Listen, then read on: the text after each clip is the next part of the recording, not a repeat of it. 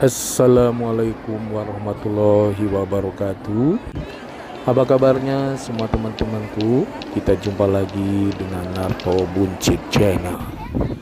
Semoga teman-temanku dalam keadaan sehat walafiat, tak kurang suatu apapun, dan dalam lindungan Tuhan Yang Maha Esa. Teman-temanku dari Sabang sampai Merauke, ayo kita coba.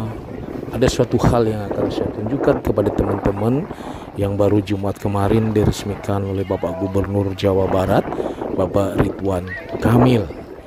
Sebuah bangunan yang sangat bagus sekali dengan arsitek yang sangat indah sekali, yang nantinya akan menjadikan tempat beribadah bagi umat muslim, yaitu Masjid Al-Jabar. Masjid Al-Jabar. Di mana letaknya? Letaknya ada di Kota Bandung, Jawa Barat, tepatnya di Kecamatan Gedebage. Itu tepatnya di Kecamatan Gedebage. Tidak susah kalau teman-teman mau berkunjung ke situ, mau beribadah ke situ untuk meningkatkan iman dan takwa kita bersama. Ya, kita bisa mendengarkan pengajian, bisa mendengarkan kultum dan sebagainya. Itu bisa ke Masjid Al-Jabar. Dari keluar tol Buah Batu bisa, keluar tol Cilenyi bisa, arah tujuannya semua mengacu ke Cibiru. Dari Cibiru nanti kalau dari Buah Batu kita putar balik sedikit, terus ada sebelum Polda kita jalan Cimencrang belok. Dari Cilenyi sama arah Cibiru, nanti Cibiru terus arah jalan Cimencrang belok. Nah, susuri jalan Cimencrang, disitulah posisi letak utamanya Masjid Al-Jabar. Suasananya teman-teman saya akan bawa di suasana hampir maghrib. Untuk sholat maghrib, yaitu senja. Suasananya bagus banget, indah banget, elok banget.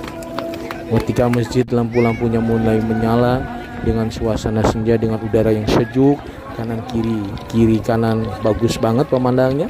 Di posisi kanan kalau kita menghadap ke masjid ada Gunung Manglayang, ada suasana ke belakang ada perbukitan Lembang dan Gunung Galunggung dan sebagainya. Persawahan juga masih besar luas, bagus banget lah pokoknya dia. Nah, semoga suasana di Masjid Al-Jabar ini bisa menjadi pengendali jiwa kita untuk melaksanakan ibadah di masjid tersebut, yaitu untuk suasana sholat subuh, duhur, asar, maghrib, dan isya, supaya kita bisa berjamaah. Karena maghrib ini dengan suasana yang sangat ramai sekali itu, sehingga kelihatannya tidak terkendali kemarin waktu kita ke sana, karena masih banyak sekali pengunjung. Jadi mungkin bagi pengelola akan membuat kesulitan atau kesusahan. Jadi masih ya ada yang sholat, ada yang makan, ada yang ini ya, karena menjadikan tempat itu sebuah tempat tujuan wisata. Ya bagus sih, cuma bagi pengelola harus makin menata kelihatannya ya, supaya benar-benar berwisata sambil beribadah. Jadi istilahnya wisata religi nantinya ya. Suasananya sangat indah, sangat bagus.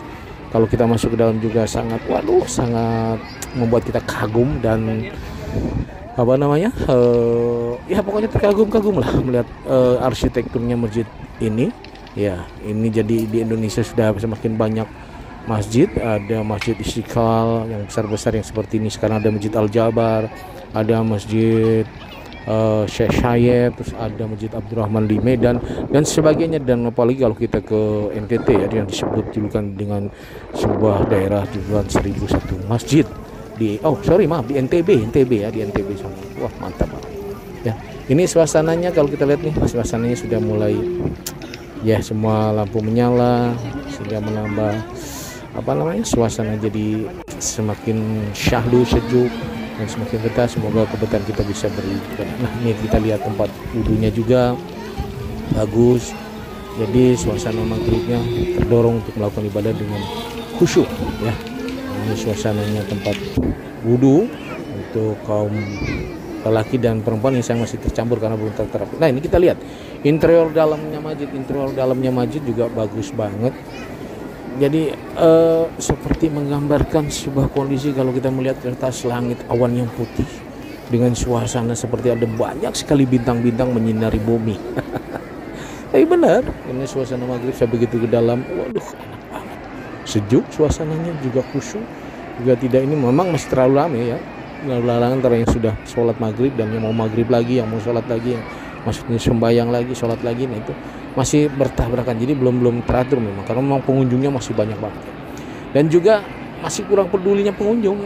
Ini penempatan sendalnya masih ngacau, sampah masih di mana-mana. Sekarang kemarin juga saya lihat ada anak-anak yang berenang di kolam jadi kayak waterboom. Jadi mungkin kedepannya pengelolanya akan harus lebih tegas dan lebih ngaturnya lebih jelas gitu ya. Pengelolanya atau DKM-nya lebih jelas dan lebih tegas. Juga ini sayang karpetnya nggak tahu mutunya yang kayak apa, saya nggak tahu.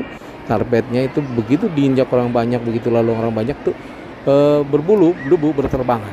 Gitu. Nah ini karpetnya mungkin yang perlu diganti sebagai masukan ke pemerintah Jawa Barat terhadap Masjid Al Jabar, karpet ya.